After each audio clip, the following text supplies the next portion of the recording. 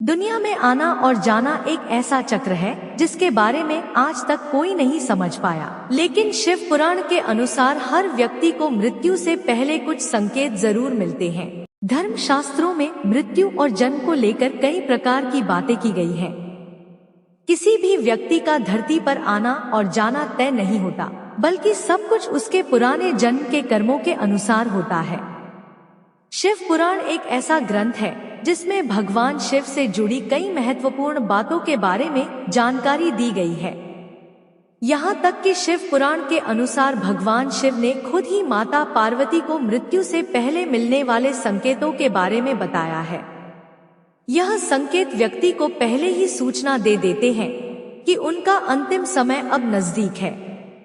आइए जानते हैं शिव पुराण के अनुसार मृत्यु से पहले व्यक्ति को कौन से संकेत मिलते हैं। मृत्यु से पहले हर किसी को मिलते हैं ये संकेत। शिव पुराण के अनुसार किसी व्यक्ति का शरीर यदि सफेद या पीला पड़ जाए तो इसका मतलब है कि उसका अंतिम समय करीब आने वाला है। इसके अलावा शरीर पर जगह जगह चकत्ते के निशान होना भी मृत्यु का संकेत देते हैं। शिव पुराण में भगवान शिव ने माता पार्वती को बताया है कि जब किसी व्यक्ति के सिर पर अचानक कोवा आकर बैठ जाए तो यह भी मृत्यु का ही एक संकेत है। वहीं अगर किसी के सिर पर गिद्ध या कबूतर बैठ जाए तो भी यह मृत्यु की ओर इशारा देता है। साथ ही इसका मतलब है कि आपके जीवन में कोई अनहोनी होने वाली है। अगर किसी व्यक्ति का बायां हाथ कुछ दिनों तक लगातार फड़कता रहे तो यह एक अशुभ संकेत है और मृत्यु की ओर इशारा करता है।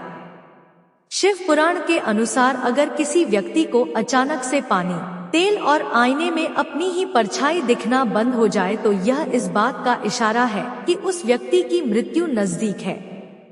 जब किसी व्यक्ति की मृत्यु नजदीक आने वाली होती है तो उसकी नजर कमजोर हो जाती है। उसे अपने आसपास के लोग भी दिखने बंद हो जाते हैं और चारों ओर अंधेरा ही नजर आता है। शिव पुराण के अनुसार मृत्यु के नजदीक होने का संकेत है। शिव पुराण में भगवान शिव ने माता पार्वती को बताया है कि व्यक्ति का मुंह, कान, नाक और जीभ अगर पथरा जाए तो उसकी मृत्यु 6 महीने के भीतर हो जाती है। ऐसे में व्यक्ति को भगवान का ध्यान करना चाहिए ताकि मृत्यु के समय अधिक कष्ट न हो। विषपान के दौरान कुछ बूंदें जमीन पर गिर गई थी और उन्हें नंदी ने अपनी जीभ से चाट लिया था। नंदी के इस भाव पर भोले अत्यंत प्रसन्न हुए। इसके बाद भगवान ने नंदी को अपने सबसे बड़े भक्त की उपाधि दी। साथ ही उन्होंने कहा कि जो शक्तियां उनकी हैं वह नंदी की भी हैं। भोलेनाथ की कृपा पाने को ज्ञान स्वरूप तप और विष की बूंदे को चाटने की पवित्रता नंदी बाबा की महिमा को और भी बढ़ा देती है। इनसे लगाई गई अर्जी कभी खाली नहीं जाती। इनसे लगाई गई अर्जी कभी खाली नहीं जाती। भोले बाबा ने नंदी को यह आशीर्वाद दिया था कि उनकी पूजा से पहले नंदी की पूजा की जाएगी। यही वजह है कि हर शिवालय में नंदी बाबा की मूर्ति जरूर होती है।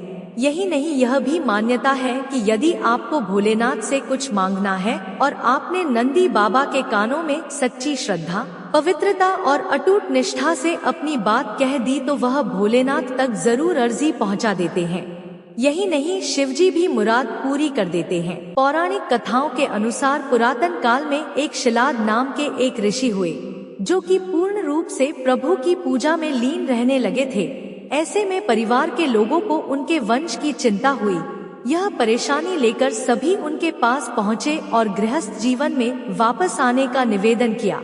हालांकि वह नहीं माने, लेकिन उन्होंने जन्म मृत्यु से परे संतान प्राप्ति के लिए देवराज इंद्र की पूजा की। इंद्र प्रसन्न हुए तो लेकिन ऐसी संतान का आशीर्वाद देने में असमर्थता जाहिर की। जब इंद्रदेव से इच्छा मुताबिक संतान प्राप्ति का आशीर्वाद नहीं मिला तो शिलाद मुनि ने शिव की पूजा की। उनके कठोर तप से शिव अत्यंत प्रसन्न हुए और स्वयं उनकी संतान के रूप में जन्म लेने की बात कही। कथा मिलती है कि एक दिन शिलाद मुनि खेत जोत रहे थे, तब उसी भूमि पर उन्हें एक बालक मिला।